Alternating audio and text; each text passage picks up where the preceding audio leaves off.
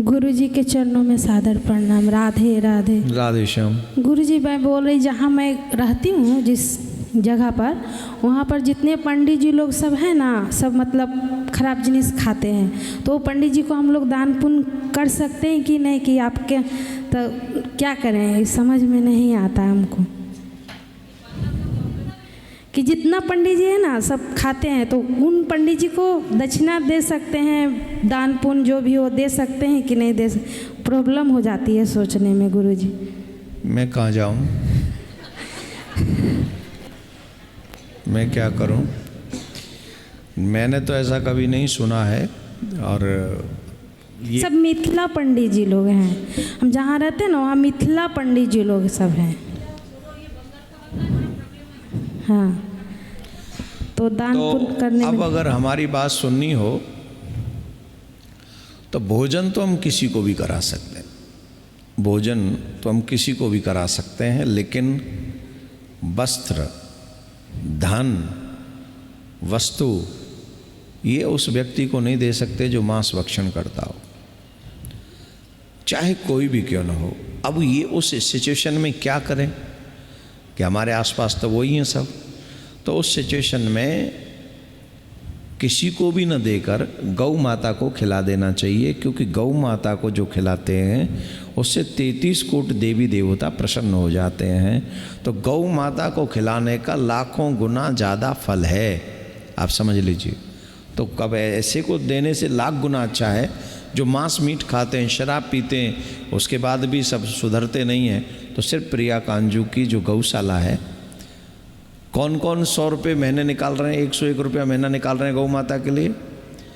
घर की पहली रोटी, ये भाव रखिए कि घर की पहली रोटी हम गौ माता को खिला रहे हैं, तो 101 रुपया पर मंथ निकाल कर प्रिया कांजू की गौशाला में आप लोग डालते रहें। तो जो वृंदावन में ठाकुर जी की गौशाला है प्रिया कांजू की, उसमें आपकी तरफ से जो अन्न, वो जो उनका चारा होता है वो उनको मिलता रहेगा।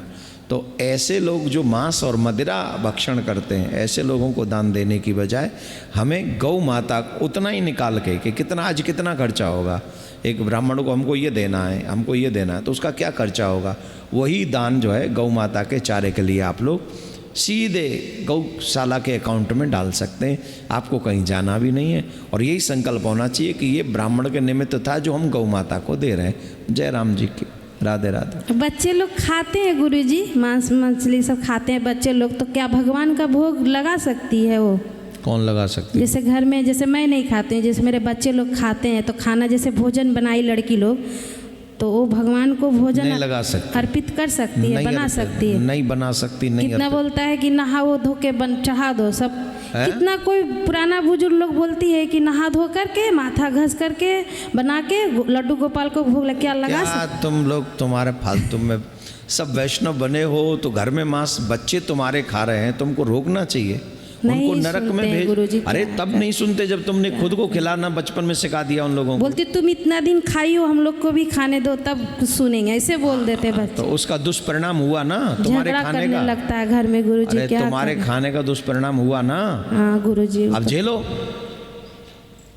पहले ज्ञान नहीं न था गुरुजी, इसलिए अब धीरे धीरे अपने साथ बच्चों को भी कथा में लाओ, वो अपने आप से उनको गिलानी होगी जब वो उन प्रसंगों को सुनेंगे जो पुराणों में मांस के विरुद्ध है, जो पुराणों में मदिरा के विरुद्ध है। जब वो उन प्रसंगों को सुनेंगे तो वो अपने आप से गिलानी करके उनको छोड़ देंगे, है ना। तो अब एक ही ऑप्शन है, एक तो उन लोगों के हाथों से भगवान को भोग नहीं लग सकता, जो नहीं ग्रहण करते उन्हीं को भोग लगाना चाहिए। क्लियर?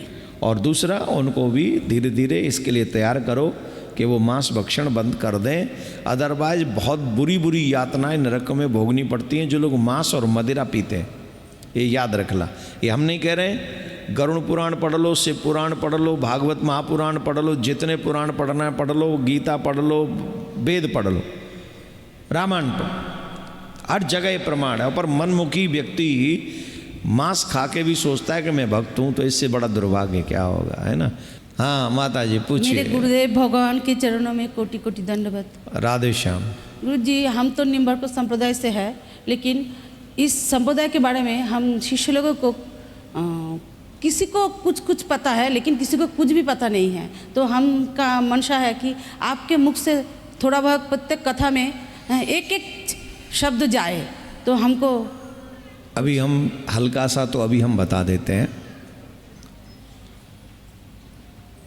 उसके बाद में कथा में भी ज़्यादा एक्सप्लेन कर देंगे। सनक, सनंदन, सनातन, सनत कुमार, ये चारों सनकादिक ऋषि हैं जिनके मन में प्रश्न हुआ और उन्होंने प्रश्न ब्रह्मा जी से कर दिया। ब्रह्मा जी माने पिताजी। तो जब ब्रह्मा जी से उन्होंने प्रश्न किया, प्रश्न ऐसे थे जिनका आंसर ब्रह्मा जी से कुछ समझ में आ नहीं रहा था। तो ब्रह्मा जी को लगा कि ये तो बहुत बड़ी लज्जा हो जाएगी कि पुत्र प्रश्न करें और हम प्रश्नों के उत्तर न दे सकें। तो ब्रह्मा जी ने नेत्र बंद करके नारायण भगवान को स्मरण किया और जब नारायण भगवान को स्मरण किया तो नारायण भगवान उस समय हंस रूप से वहां पर प्रकट हुए और हंस रूप से प्रकट होकर सनकादिक ऋषि मुनियों को ज्ञान दिया, उनके प्रश्नों का उत्तर दिया और वहां से हमारी निम्बार्क संप्रदाय का प्रादुर्भाव हुआ। वही जो ज्ञान है वही हमारी निम्बार्क संप्रदाय की जड़ है।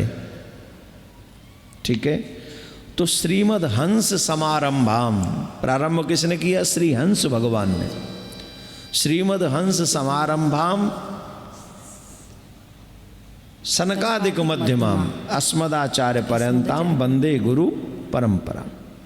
सनकादिक ऋषियों के द्वारा ये ज्ञान नारद जी के द्वारा ये हमारे आचार्यों को प्राप्त हुआ और आचार्यों के माध्यम से हम जैसे तुच्छ प्राणियों को प्राप्त हुआ और हम जैसे तुच्छ प्राणी ही उस संप्रदाय का प्रचार प्रसार आप सबके मध्य में कर रहे हैं। तो ये हमारी निम्बार्क संप्रदाय का आदि है, प्रारंभ है, इसको आगे बढ़ाना है। ठीक है, राधे राधे। गुरु जी, नित्यानंद महाप्रभु का एक छोटा सा भजन अगर आपका अनुमति हो तो। हाँ, नित्यानंद प्रभु का भजन गाया जाए। नदिया नदिया गोद्रुमे नित्यानंद महाजन पातियाছে नाम हट्ट जीवेर कारण। श्रद्धावान जन हे श्रद्धावान जन पातियाছে नाम हट्ट जीवेर कारण। अपराध शून्य हये लह कृष्ण नाम। कृष्ण माता कृष्ण पिता कृष्ण धन प्राण।